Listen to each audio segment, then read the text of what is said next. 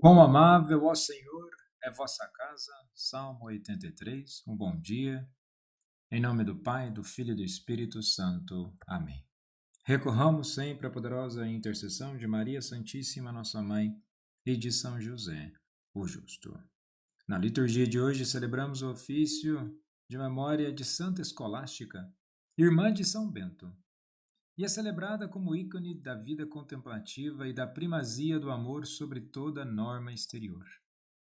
A tradição narrada por São Gregório Magno conta que, desejando prolongar o colóquio espiritual com seu irmão, Escolástica confiou mais na força da oração do que na rigidez da regra, e Deus respondeu com uma tempestade que impediu Bento de partir. E liturgicamente ela nos recorda que a santidade floresce no silêncio, na escuta e na intimidade com Deus. Na primeira leitura de hoje do primeiro livro de Reis, capítulo 8, dos versículos 22 ao 23 e 27 ao 30, nos coloca diante de um momento muito solene da história de Israel, a dedicação do Templo de Jerusalém por Salomão. No Antigo Oriente Próximo, os templos eram considerados moradas reais das divindades. Cada povo acreditava que seu Deus estava vinculado a um território e a um edifício sagrado. Construir um templo era afirmar estabilidade política, identidade nacional e bênção divina. Israel, porém, vive uma tensão única. O Deus que conduziu o povo pelo deserto na tenda da reunião agora aceita um templo fixo. O templo simboliza unidade nacional, centralização do culto e consolidação do reino davídico. É o auge da glória política de Israel. Contudo, o texto já introduz uma correção teológica profunda. Salomão ergue as mãos ao céu e proclama: Senhor, Deus de Israel, não há Deus como tu, nem no alto dos céus, nem aqui embaixo na terra. O rei reconhece a transcendência absoluta de Deus, e o versículo 27 é central. Mas será que Deus habitará realmente sobre a terra? Eis que os céus e os céus dos céus não te podem conter. E aqui está o coração teológico do texto. O templo não contém Deus. Deus não é aprisionado pela obra humana. Ele é maior que qualquer estrutura religiosa. E Salomão pede que Deus ouça as orações feitas naquele lugar. O verbo ouvir em hebraico chamar implica escuta ativa, resposta, fidelidade à aliança. O templo não é casa que limita Deus, mas sinal sacramental da aliança. E nesse sentido, nós podemos perceber aqui a imanência, o Deus escolhe um lugar para manifestar sua presença, e a transcendência, Deus não pode ser reduzido a esse lugar. O templo é a figura da encarnação futura. Se Deus não pode ser contido pelos céus, ainda assim ele escolhe habitar no meio do povo. Essa tensão culmina em Cristo, conforme nós podemos ver em João capítulo 1, do versículo 14. E o Verbo se fez carne e habitou entre nós. Jesus é o verdadeiro templo. Nele, Deus não apenas escuta, mas se entrega.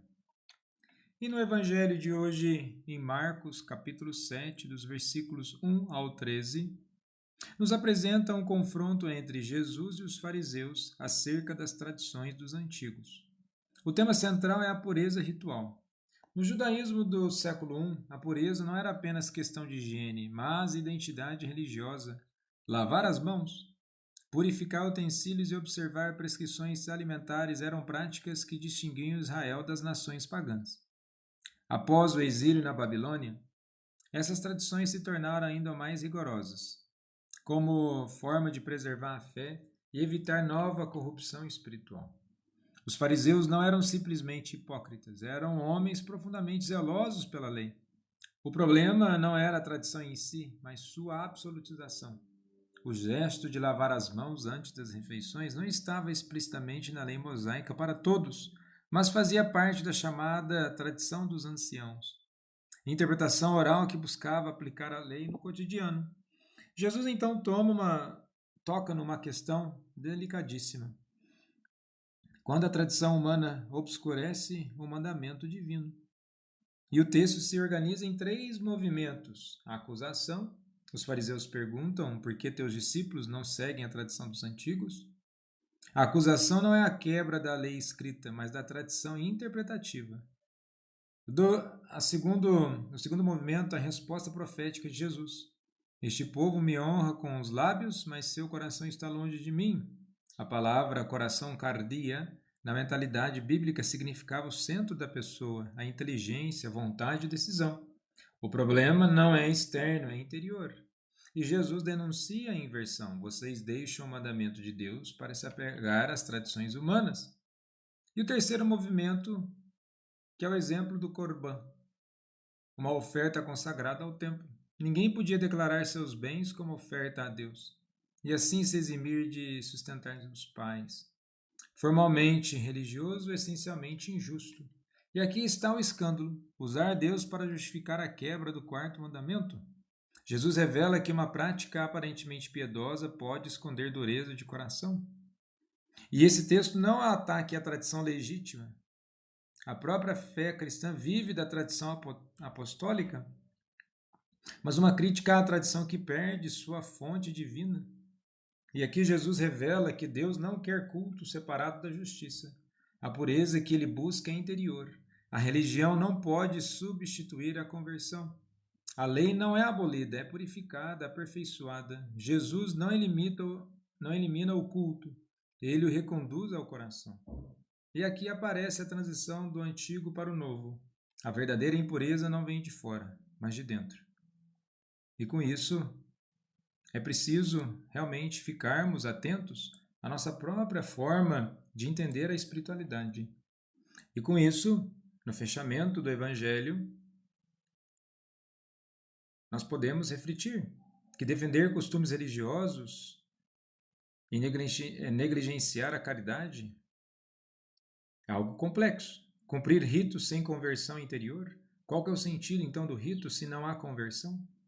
Usar argumentos espirituais para fugir da responsabilidade moral? Transformar fé em aparência?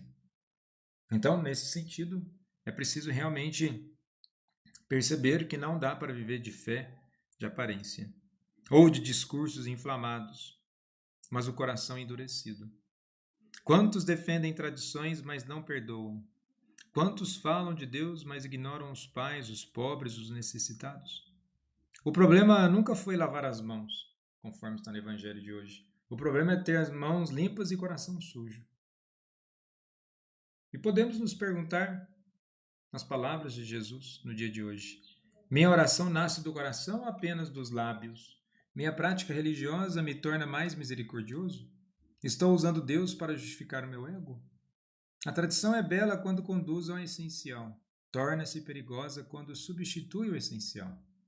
O cristianismo não é teatro sagrado, é transformação interior. Santa Escolástica, rogai por nós.